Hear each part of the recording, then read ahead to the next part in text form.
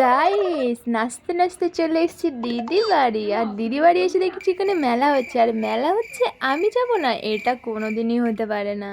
তো ready shady হয়ে চলে আসলাম, আর এই যে হচ্ছে কি আমার দিদি। দিদি একটু হাই বাই করে দিল, তারপরে আমরা টুকটুক করে হাঁটছিলাম। হাঁটতে হাঁটতে দেখছি এখানে একটা মার মন্দির, তো এখানে একটুখানি নমস্কার করে নিলাম। মা তো আমার ফেভারেট। তো যাই হোক, তারপরে চলে আসলাম মেলার ভেতরে। আর মেলার ভেতরে এসে কত দাঁত কেলাচ্ছে দাদা আমার, হাই হাই। ক্যামেরা দেখে করছে না, আমাকে দেখে করছে না, অন্য কাউকে বুঝতে পারছি না। তারপরে দেখো এখানে একটু মেলাটা বেশ বড় সড়োই আছে। তো এখানে আমি টুকটুক করে দেখছিলাম, বুঝছি না। আর এই মেয়েটাকে দেখো, হাই হাই, মনে হচ্ছে কোনো দিনই মেয়েই দেখেনি। তো যাই হোক, ওকে ছেড়ে দাও। তারপরে আমরা চলে আসলাম সামনের দিকে। সামনের দিকে এসে দেখছি বেশ ভালোই বড় সড়ো ছিল মাঠটা, কিন্তু বাট লোক ছিল না। লোকটা একটু কম।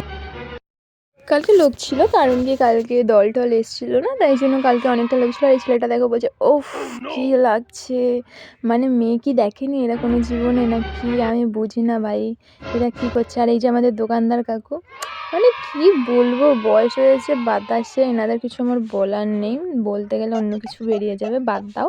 আর এই যে আমার বন্ধু আসছে হেঁটে হেঁটে, ওফ কি স্টাইল, এই যে বলছে হাই, ও বাবা। আর পেছনের মালটা একটু হাসি দিচ্ছে।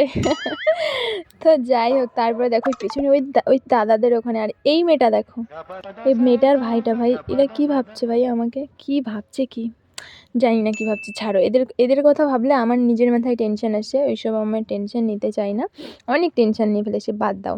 তারপরে আমি দোকানগুলো দেখছিলাম, কি কেনা যায়, কি করা যায়, কি খাওয়া যায় বুঝতে পারছি না। এখানে হচ্ছিলো মেহেন্দি, ট্যাটু এইসব হচ্ছিলো, আর ওখানে বাচ্চা কাচ্চারা আড্ডা দিচ্ছিলো, ছাব্বি ছেলেপেলেরা।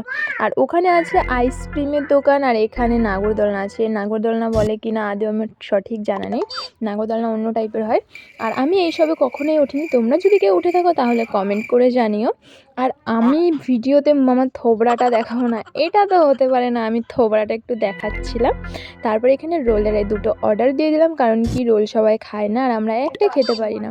তারপরে দেখছি হচ্ছে কি এখানে ফুচকার দোকানে ফুচকা আলা নেই, ফুচকা খেতে এসে দেখছি ফুচকা নেই। তারপর কোথার থেকে আকাশ থেকে টপ করে পড়ে গেল, আর আমরা এখানে তিনজন দাঁড়িয়ে পড়লাম ফুচকা খাওয়ার জন্য। পেছন থেকে একটা ভাই চলে আসলো, তো ও আমাদের সাথেই ফুচকা খাচ্ছিলো। পেছনে একটা মেয়ে এসছে দেখো, আর মেয়েটা কেমনভাবে দেখছে, মানে সে ভিডিও করছি নাকি অন্য কিছু আমি বুঝতে পারছি না। তো যাই হোক, আমরা তো বেশ মানে মজা করে ফুচকা খাচ্ছিলাম।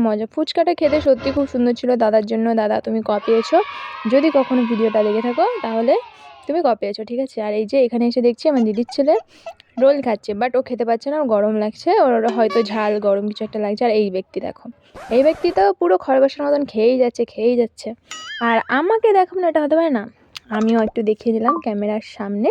আর আমি এখানে খাচ্ছিলাম, আর আমার দিদির ছেলে এসে বলছে আমাকে একটু দাও, তো ওকেও একটু দিয়ে দিলাম।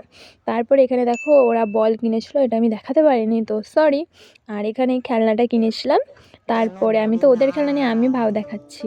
তারপরে এই যে কাচুয়াটা নিয়েছি, আর দেখতে দেখতে আমি বাড়ি চলে এসেছি। আর তোমাদের ভিডিওটা কেমন হলো কমেন্ট করে জানিও। বাই, নেক্সট সাথে আবার দেখছো।